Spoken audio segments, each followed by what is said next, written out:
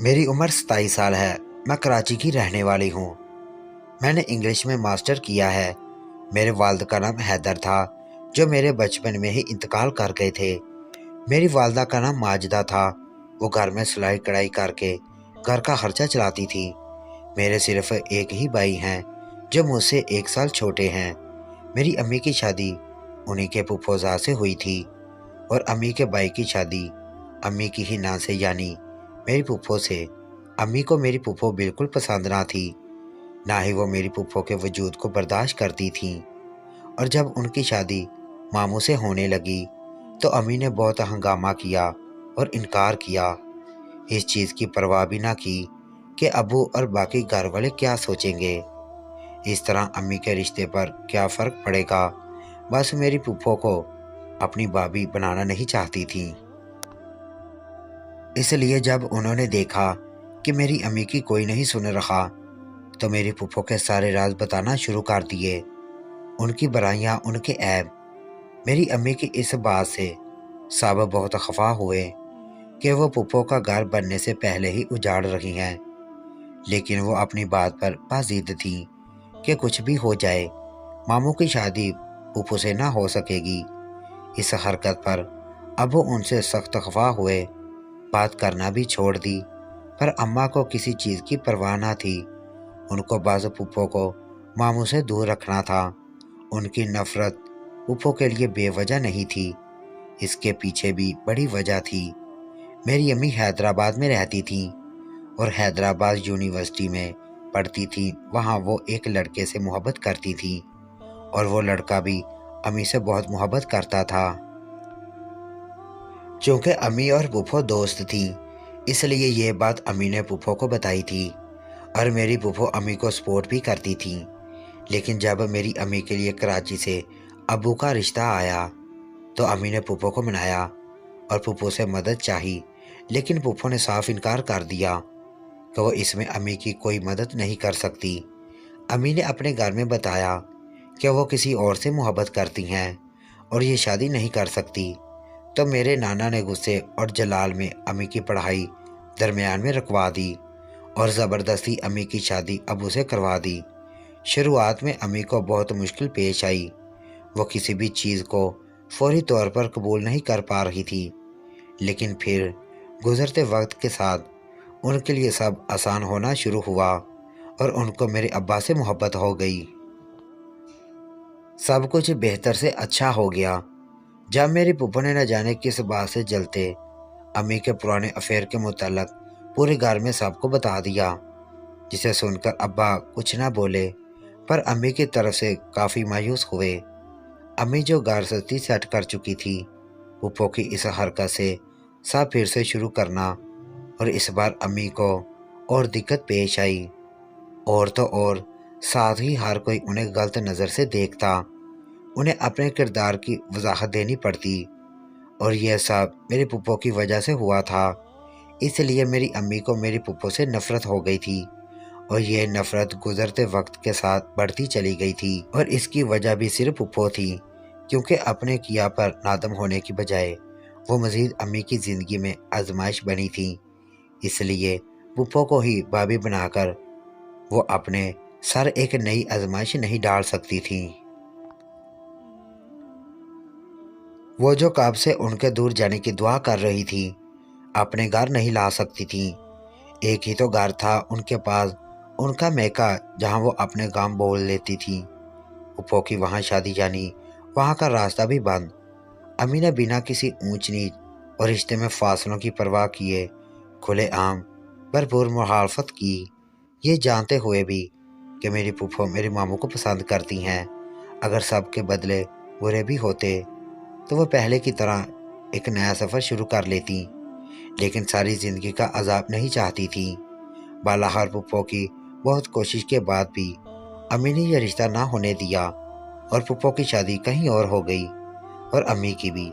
لیکن بدقسمتی سے جب میری امی کی پہلی اولاد ہوئی تو بیٹی ہوئی، اور ہو بہو اپنی پھپھو کی شکل کی، یہاں تک کہ میری آواز بھی میری پھپھو سے ملتی تھی۔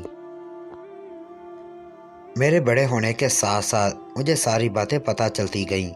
جبکہ مجھے کبھی کبھی ایسا لگتا کہ میری امی مجھ سے بھی چڑھتی ہیں۔ وہ اکثر مجھے میری پھپھو کی طرح ہونے کے طعنے دیتی اور کہتی میں اپنی پھپھو کی طرح ہوں، جبکہ میرے سے 1 سال چھوٹے بھائی سے بہت لاڈ کرتی۔ شاید ان کی اس چڑ کی وجہ سے یہ بھی میری پھپھو مجھ سے بہت محبت کرتی تھی اور میں اپنی پھپھو سے۔ میری امی مجھے بھی پھپھو کی طرح فسادن بولتی اور میرا دل بہت دکھتا، اور پھر بڑے ہونے کے ساتھ خود کو یہ بول کر سمجھا لیا کہ میری ماں ہے، کتنا بھی برا بلا کہیں پر مجھ سے محبت کرتی ہیں۔ پھر جب میرا FSC ہوا تو میرا پہلا رشتہ آیا۔ لڑکے کا نام فرقان تھا، وہ گریجویٹ تھے۔ رشتہ کافی اچھا تھا پر امی نے یہ بول کر روک دیا کہ پہلے میں پڑھ لوں۔ جب میرا ماسٹر کمپلیٹ ہوا تو میری شادی فرقان سے ہی ہوئی۔ میرے شوہر کا صرف ایک ہی بڑا بھائی تھا جو باہر ملک میں رہتا تھا اور اس کے 2 بچے تھے اور صرف میرے شوہر تھے۔ میری ساس اور میرے سسر بہت اچھے اور محبت کرنے والے تھے۔ میری ساس بھی بہت اچھی اور نیک خاتون تھی۔ میں نے کبھی اپنی ساس کو کسی کی برائی کرتے نہیں دیکھا تھا، یہاں تک کہ میری ساس کو میرے شوہر کے بچے دیکھنے کی بہت آرزو تھی، لیکن اس کے باوجود جب انہیں معلوم ہوا کہ میں ماں بننے کی صلاحیت سے محروم ہوں تو انہوں نے مجھ سے کچھ نہ کہا، حد تک کہ مجھے حوصلہ دیتی رہی کہ جو اللہ کی رضا ہو اس میں خوش رہنا چاہیے۔ اولاد سے نوازنا اللہ کے ہاتھ میں ہے، وہ جسے چاہتا ہے نواز دیتا ہے۔ جبکہ انہوں نے کبھی مجھے بانجھ ہونے کا طعنہ نہیں دیا۔ میرے شوہر بھی بہت صابر، انہوں نے بھی کبھی مجھ سے یہ نہیں کہا کہ اگر میری اولاد نہیں ہوئی تو وہ دوسری شادی کر لیں گے، لیکن میں اپنے اندر کی اس کمی کو پورا نہیں کر پا رہی تھی۔ مجھے اولاد چاہیے تھی، اس لیے میں پہلے ڈاکٹر پھر پیر اور فقیروں کے پیچھے بہت پیسے ضائع کیے، لیکن کوئی فائدہ نہ ہوا۔ لیکن اب جب میں اپنی امی کے منہ سے اس پیر کے کرامات سن رہی تھی تو میرا دل نئے سرے سے کرچی کرچی ہو گیا۔ میری ماں کے دل میں میرے لیے واقعی اتنا بغض ہے کہ وہ دنیا بھر کو اس بے اولادی کا علاج بتا رہی ہیں، پر مجھ سے چھپا رہی ہیں۔ کیا پھپھو کی نفرت اولاد کی محبت پر بھی غالب تھی؟ میں بہت روئی تھی اور فیصلہ کیا تھا کہ میں اس پیر سے ضرور اپنا علاج کرواؤں گی۔ اپنی ماں کے بغض اور نفرت میرا دل تو توڑ دیا تھا، چنانچہ میں چھپ کر اس پیر صاحب کے پاس گئی تو ان کے آستانے پر کافی رش تھا۔ عورتوں کا کثیر تعداد میں ہجوم تھا۔ عورتیں لمبی لمبی قطاروں میں اپنا علاج کروانے آئی تھیں، جسے دیکھتے میں حیران ہوئی تھی، اندر ہی اندر خوش بھی کہ اب میری بھی اولاد لازمی ہو جائے گی۔ جب یہاں اتنے لوگ یقین سے آئے ہیں تو وہ واقعی وہ کراماتی ہوں گے۔ میں نے وہاں اکثر عورتوں کو کہتے سنا کہ انہوں نے علاج کروایا تو 10 سال سے بے اولاد تھیں اور اس پیر سے عمل کرواتے ہی سال بعد خوشخبری مل گئی۔ وہاں عورتیں صرف اس چیز کے لیے نہیں آئی تھیں بلکہ اپنی بیٹیوں کی شادی، بیٹیوں کی نوکری، ہر چیز کے لیے آئی ہوئی تھیں۔ جب عورتوں کا ہجوم بڑھتا رہا تو وہاں قطار میں بن گئیں اور ایک ایک کر کے عورتیں اندر جانے لگیں۔ لیکن جب میں اندر گئی تو وہاں جو ہوا میں بہت پچھتائی کہ میں نے اپنی ماں کی بات کیوں نہ مانی۔ میں کیوں گئی اس پیر کے پاس؟ کاش میں نہ جاتی۔ میں اس پیر کے پاس سے سیدھا اپنے گھر آئی تاکہ اپنی امی سے ان سب کا جواب مانگ سکوں، جسے دیکھتے میرا دل آج خون کے آنسو رو رہا تھا۔ میں کرب کے اس مقام سے گزری تھی کہ جب مجھے میرے بانجھ ہونے کا پتہ چلا تھا میں تبھی اتنا نہ روئی، اور میری اتنی تکلیف کی وجہ صرف اور صرف میری ماں کی ذات تھی۔ مجھے آج پہلی بار اپنی پھپھو صحیح اور امی غلط لگی تھی۔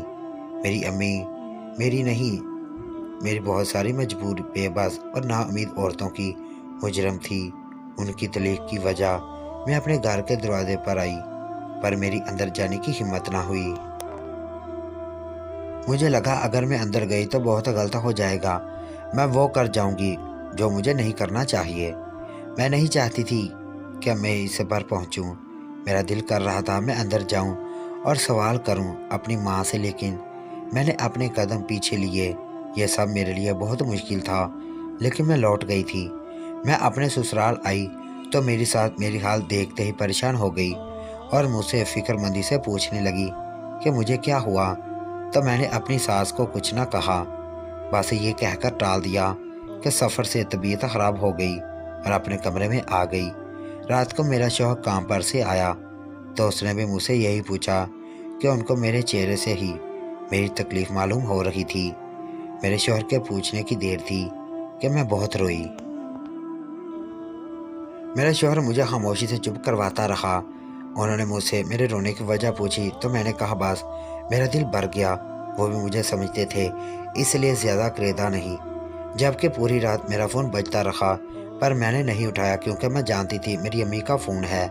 اگلے دن جب میرے شوہر کام پر گئے تو میں اپنے سارے کام فارغ کر کے کمرے میں آ گئی اور بیڈ پر لیٹی سوچنے لگی۔ میں بہت اداس سی تھی، جیسے آج سب افسانے چھوڑ کر حقیقت کی دنیا میں قدم رکھا تھا۔ میں ویسے ہی سوچوں میں گم تھی جب میرے کمرے میں کوئی داخل ہوا۔ میں نے آنکھیں کھول کر دیکھا تو چونک گئی۔ وہ میری امی تھی اور مجھے سے گور رہی تھی۔ میں اٹھ کر بیٹھی، یقیناً حقیقت وہ بھی جان چکی تھی۔